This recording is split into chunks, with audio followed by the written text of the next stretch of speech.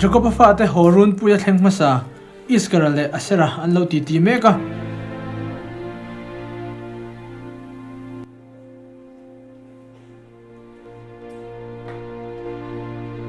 Kanaw sir ilashiem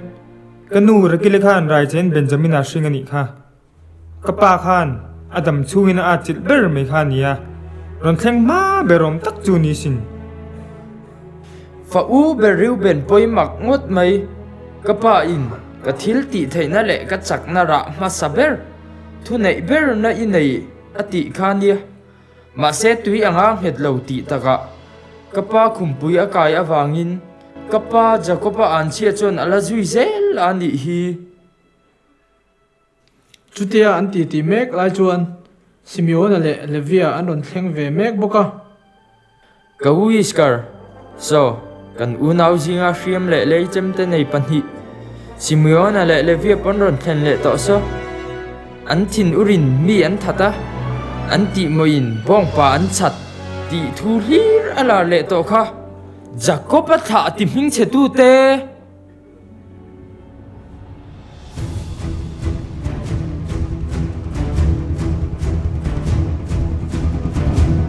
kan u je pun tha te chu tui fin riat kama an chenga ram nuam tak le cholna nuam tak an nei aron kalbo ka ring lo kalaru nang mole sala Levia aram sokala lak sakang kan Benjamin an mai ko ham tak ching hiang mai po hi ron thleng ba se voi ni khat han khai jai deu chu ko chak mange kapa fa chuang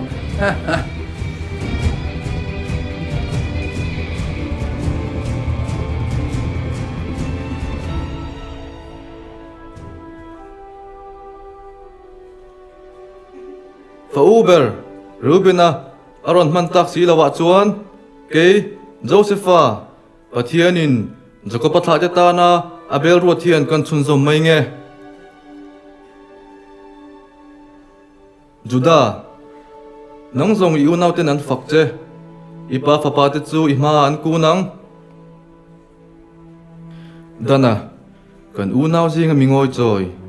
Israel nam pakhata ma nia in en kolin in rel rang thei hi Jacob pathian wang ani Naptalia nang chu thuro pui tak soi trini ni kapa nung zoi tu mal so min lo om zero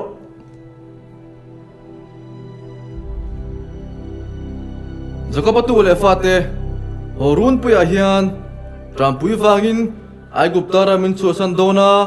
kapa thu min cha hi kan ti hlotin nge ngai ni kan nom dan ka thlir hian kan pa Jacob pathian du dan kan local pel sa ta hle in a hriat kapa min thil thin kha kan ke min ti bai ve ma hian misual bumtu chelai le der ni in kan o Jacob ani ma se kan thu mero esawa ani bumtu atangin rolo tu kan ni a trampui kara po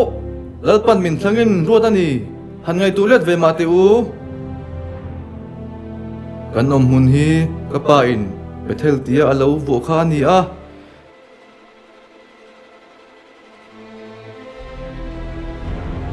he Bethel huna nge hian lalpa tharau tha tu Jacob buan mal som tu kha in aw le tiang u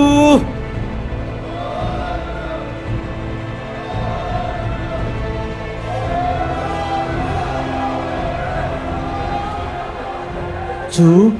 Bethel huna chuan tharau thiang hlim chu na sat takin aron thleng le ta a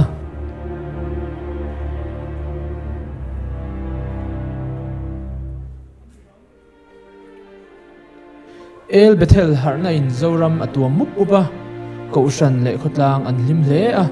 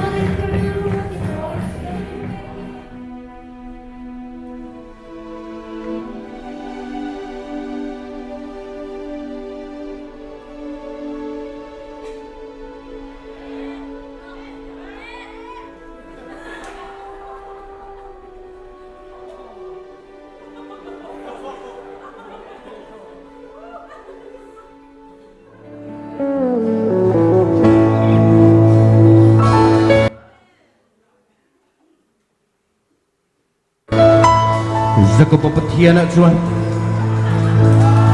kan chakna zong tilal pam min tu chiat saka ama chakna chau chui man thiam theina turin zanin a hian khovel lamai ke pen na zong te tulal pan ti chiat sak che tumani lau pa zanin a hian min khoiro ka chakna zong min ti chiat sak la nang ma chakna chau amang ve tong lalpai rau pui na turini ne na tein pe dia biang te pakian rau pui na lo ding chuang ro le lalpan ding zero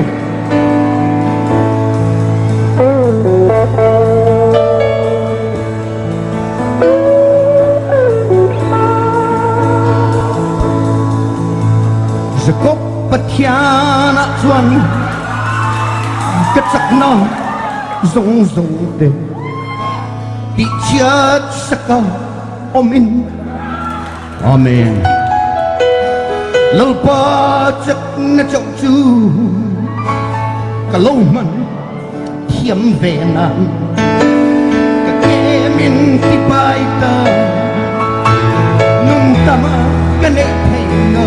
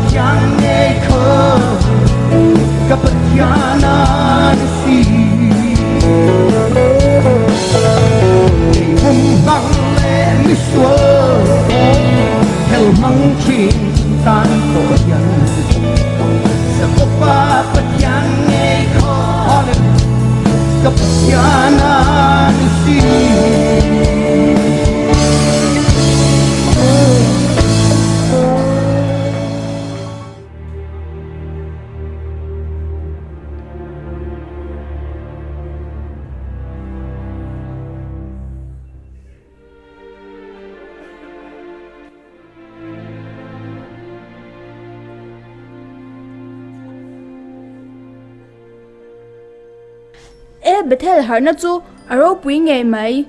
en tu kan chani chu in khom kan bang cha diam mi pik ron ti le ngal ringot in khom le em don ani ba po pelei the si lo khan Queen Elizabeth lo i ve em ringot bang ai sakro se san ne ya chuan pathian hla te chu status ve thlap thowe ava make ni chin loka in ngai to kin selfie puya apoin soi le ngal ringot mi poi soi tumpo ka ni lo mi han poi an lo ti thei mani ha banga I kahwania ke ma ko mo le kai kha alo chwa ke kan rap thak chho via wang nika mi dar chen lek ni mala wa sin ro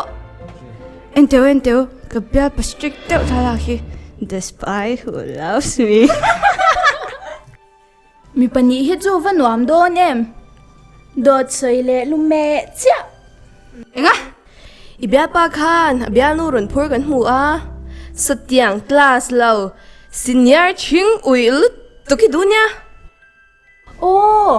atang wal jan tira current affairs kha tuna history anjir adam mai lutuk atu de ro khom le vek turang chi kha nang ni nula sinyang ai zong tu po pulo mi du zong soi sel pa khiam nei lo ho bial pa tur zong a thei to pin chwa khamo atok zo lo oi tops khome ni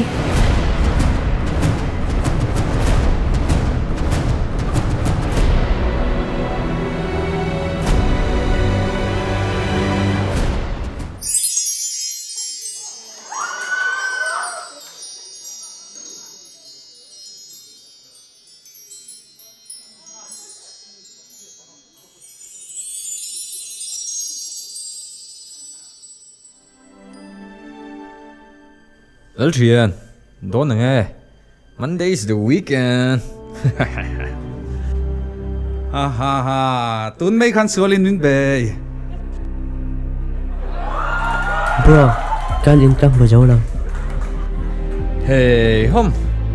in hay ni leng zan khua maya misual ô xua lẽ không nghe cái chú ram hôi có chung à có valu tăng nghe Patian yan min tlem. Setena min ve ni do per to hian ka sia. ti teu ke trip sport om ha ron tel vero pathian thu hi zomi tum teng u chung leng sava te ki en te u ti bak hi zom thei ka nei don lo ni hi à cái chú bak à mo ke 3P sport à lệ zel ben sa chu thi zong à thiam lo mel ngoi ngoi Ke tripi hau ve la hi. Chu hel thei si. Ho lo wat lo. Ente mo. Ka du anga sa da alcohol chuna chole. Tu pa ma hi ka thau pik mi lo ni o. khang lang che chuan à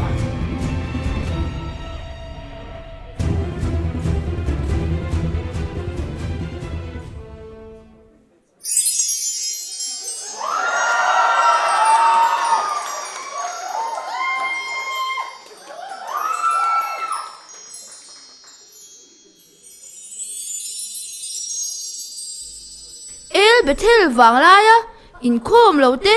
in lo la om lo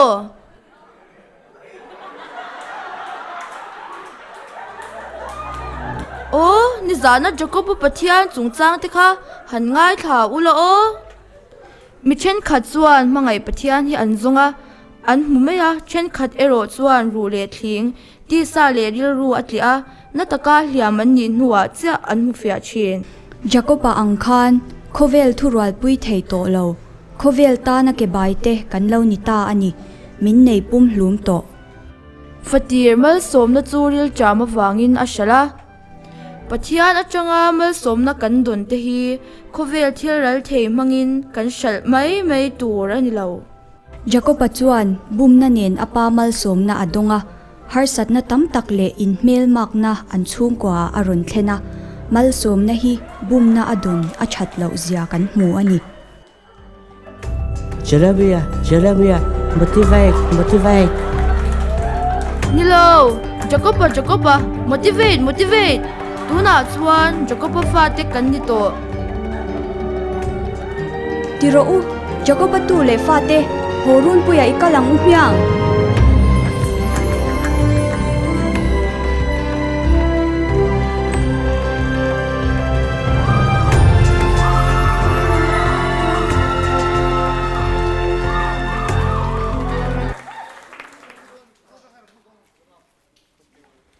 Hello guys, ka channel a kalo lom le ve ka chu zaini na Jacoba tu le fa te horun pui kan mangania tuna hei Jacoba tu le fa te zai pol kan ngai thadon ani tuna Jacoba tu le fa te zai pol lo enangu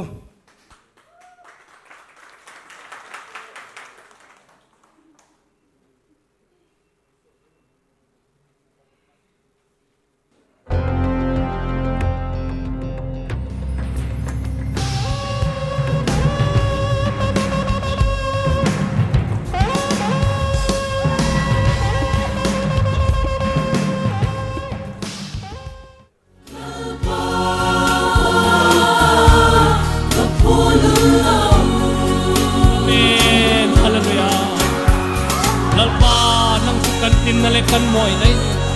hing lo le fel lo kan ni puin kan kin na nang mai ni awangin lo thu kan te ni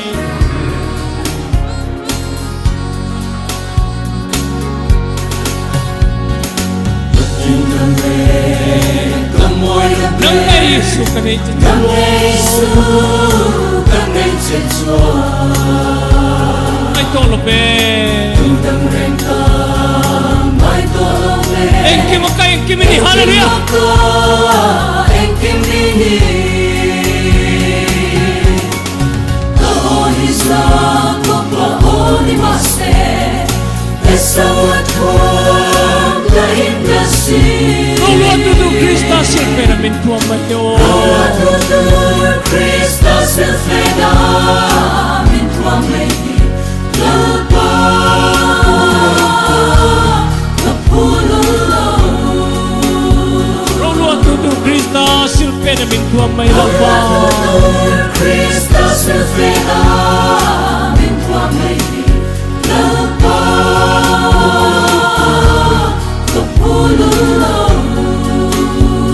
Amen. Hallelujah.